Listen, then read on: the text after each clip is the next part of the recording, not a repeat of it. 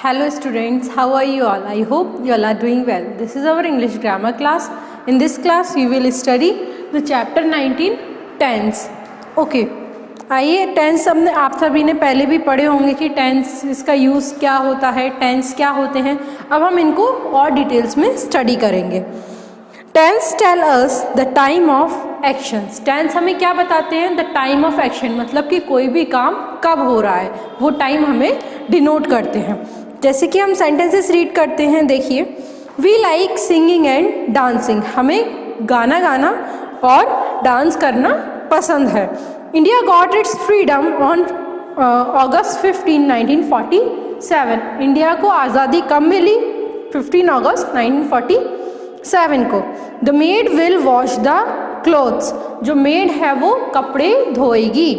Okay, in these sentences the verb like denotes an action done in the present time. Such a verb is said to be present tense. अब first sentences में जो like है word, वो क्या बता रहा है कि वो जो एक्शन हुआ है वो कब हुआ है? प्रेजेंट में हुआ है. इसीलिए इस वर्ब को क्या कहा जाएगा? Present tense. And the verb got. अब सेकंड सेंटेंस में जो गॉट है वर्ब, वो क्या बता रहा है कि जो एक्शन हुआ है वो पास्ट में हुआ है, इसलिए इस सेंटेंस को पास्ट टेंस में कहा जाएगा.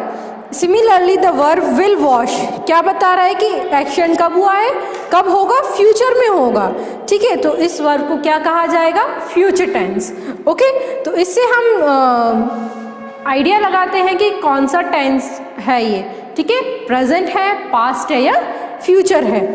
ठीक है, अब देखो तो इसी से हमें पता चलता है कि 3 काइंड्स होते हैं टेंसेस के, that is past, present and future. अब हर एक टेंस के 4 फॉर्म्स होते हैं. 4 फॉर्म्स होते हैं, दैट इज सिंपल और इंडेफिनाइट, कंटिन्यूअस, परफेक्ट और परफेक्ट कंटिन्यूअस. तो 4 कौन कौन से फॉर्म हो गए? Simple tense, continuous, perfect tense and perfect continuous. ठीक है, तो हर एक टेंस के 4 फॉर्म्स होते हैं. तो ऐसे टोटल कितने हो गए? 1 के 4 हैं तो 3 के कितने होंगे? 12. तो ऐसे 12 टाइप्स हो जाते हैं टेंसेस के. ठीक है, सबसे पहले हम सिंपल और इंडेफिनिट टेंस देखते हैं. द सिंपल और indefinite tense means an action और state without saying anything about the completeness of the action. अब सिंपल टेंस में ये बताते हैं कि एक्शन क्या एक्शन हो रहा है, जस्ट सिंपल हमें बताते हैं. ठीक है, जैसे कि आई प्ले, ही एश्योर्स, ये सिंपल प्रेजेंट में है. अब सिंपल पास्ट में क्या होगा? आई प्लेड, मैं खेल रहा था. सिंपल फ्यूचर में आई शैल प्ले, मैं खेलूंगा. ठीक है, तो अब इसमें वर्ब कौन कौन सी यूज हो रही हैं? सिंपल प्रेजेंट में फर्स्ट फॉर्म, सिंपल पास्ट में सेकेंड फॉर्म और सिंपल फ्यूचर में विल, शैल और फर्स्ट फॉर्म. ठीक है, अब इसी के नेगेटिव सेंटेंस क्या हो जाएंगे? इनके साथ नॉट यूज हो जाएगा. तो नॉट यूज होगा तो कैसे होगा? देखिए, मैं सभी के पहले सिंपल टेंस लिखूंगी, फिर उन्हीं का नेगेटिव लिख दूंगी और फिर उसी का इंटेरोगेटिव बताऊंगी. ठीक है, जैसे कि आई प्ले.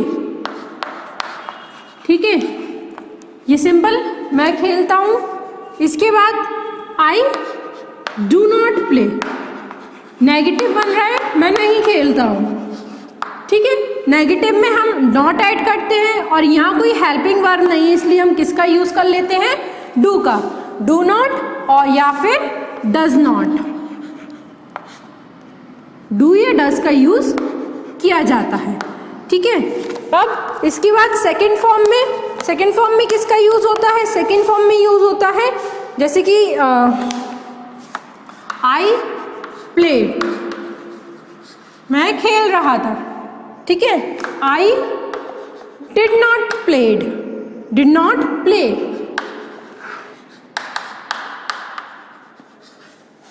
देखिए, आई प्लेड, मैं खेल रहा था. Now I did not play, मैं नहीं खेल रहा था. तो बट अब यहाँ पे फॉर्म क्यों चेंज हो गया? बिकॉज इसने हेल्पिंग वर्ब क्या ले ली है बच्चों? डिड ले ली है. अब डिड हेल्पिंग वर्ब ले ली तो ये क्या डिनोट कर रहा है? डिड पास्ट टेंस को डिनोट कर रहा है. इसलिए अब 2 बार पास्ट टेंस को हम यूज नहीं कर सकते, इसलिए यहाँ पे ये सिंपल में आ गया. ठीक है, फर्स्ट फॉर्म में आ गया. तो आई डिड नॉट प्ले. ऐसे ही यहाँ पे देखेंगे I shall play and I shall not play. I shall play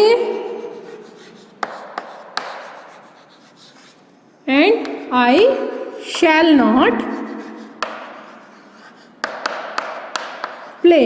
अब यहाँ पे कोई हेल्पिंग वर्ब थी तो हमें कोई दूसरी हेल्पिंग वर्ब लेने की ज़रूरत नहीं पड़ी, तो हमने शैल के बाद ही नॉट लगा दिया।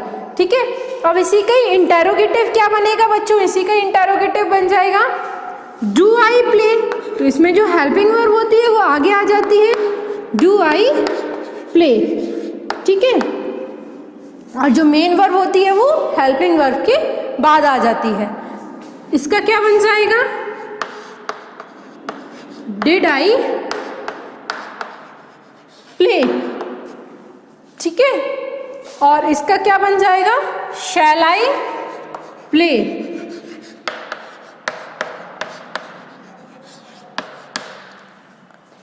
ये तीनों सिंपल टेंस है, ये सिंपल प्रेजेंट है, ये सिंपल पास्ट है, ये सिंपल फ्यूचर है। ठीक है, तो ये सिंपल प्रेजेंट में इसका जो अफर्मेटिव सेंटेंस होगा वो होगा आई प्ले, फिर उसका नेगेटिव क्या बन जाएगा? I do not play. ठीक है, डू आई प्ले। इंटेरोगेटिव बनाने के लिए जो हेल्पिंग वर्ब होती है वो आगे आ जाती है और मेन वर्ब हेल्पिंग वर्ब के बाद आ जाती है।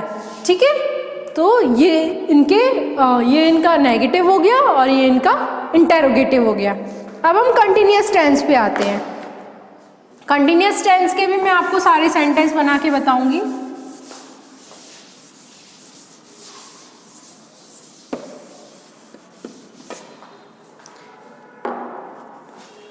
देखो, इनका अफर्मेटिव सेंटेंस एक हमने ले लिया, आई एम रीडिंग। ठीक है, ये सिंपल कंटिन्यूअस हो गया। अब आई वॉज रीडिंग, यहाँ पे क्या हेल्पिंग वर्ब आ गई? वॉज। I was reading. और यहाँ क्या आ जाएगी? आई शैल बी रीडिंग। अब यहाँ शैल के साथ क्या लग गया? बी लग गया। आई शैल बी रीडिंग। ओके, ये हो गया प्रेजेंट, पास्ट, फ्यूचर। ठीक है, ये हमने इनके अफर्मेटिव सेंटेंस ले लिए। अब इसी का ही नेगेटिव बनाना है, तो I am not reading. I am के बाद क्या लग जाएगा? नॉट। यहाँ पे आई वॉज नॉट रीडिंग।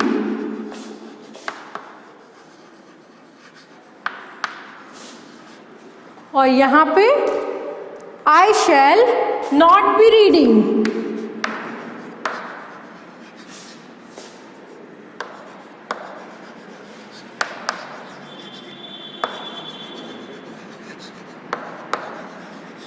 अब देखिए सभी, अब आप यहाँ कंफ्यूज हो गए कि नॉट हम शैल के बाद लगाएं या बी के बाद लगाएं। तो हमेशा ध्यान रखना, जो आपका हेल्पिंग वर्ब है उसके बाद ही नॉट का यूज होता है। I shall not be reading. ठीक है, अब इसका ही हमें इंटेरोगेटिव बनाना है, तो हम कैसे बनाएंगे? Am I reading?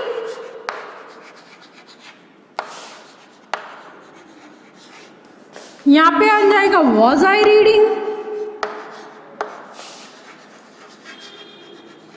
और यहाँ बन जाएगा शैल आई बी रीडिंग। बी रहेगा ऐसा का ऐसा ही, शैल आई बी रीडिंग। ओके, ये क्या हो गया? ये इसका इंटेरोगेटिव बन गया। ओके, अब इसमें जो टेंस वर्ब फॉर्म यूज होता है वो कौन सा होता है बच्चों? फोर्थ फॉर्म होता है, वर्ब प्लस आईएनजी वाला फॉर्म यहाँ पे यूज होता है। और यहाँ पे हेल्पिंग वर्ब होते हैं इज, एम, आर। ठीक है, और यहाँ पे हेल्पिंग वर्ब होते हैं वॉज वर, और यहाँ पे होते हैं हेल्पिंग वर्ब विल और शैल। ठीक है, अब आता है perfect tense.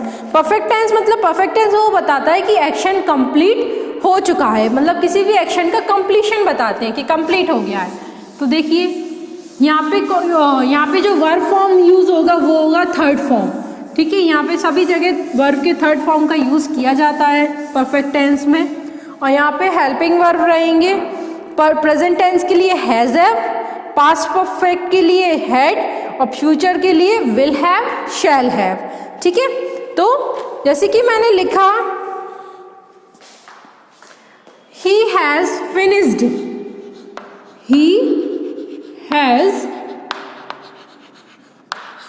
Finished. Okay, now past में लिख दिया he had finished,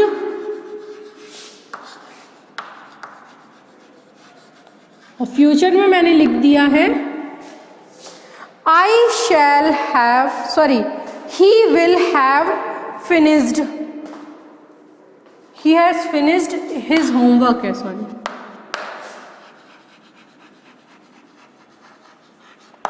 he had finished his homework। और यहाँ लिखेंगे हम he will have finished, he will have finished his homework। Okay, अब देखिए he has फिनिश्ड। ठीक है, तो यहाँ पे मैंने बताया था हैज़ और हैव आएगी हेल्पिंग वर्ब, आ गई थर्ड फॉर्म आई है वर्ब की ईडी वाली form finished.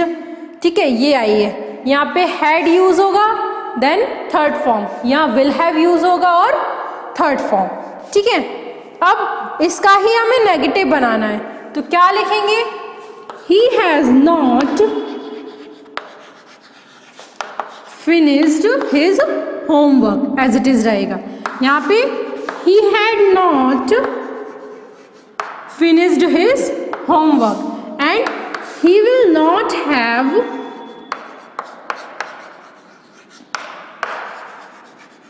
finished his homework।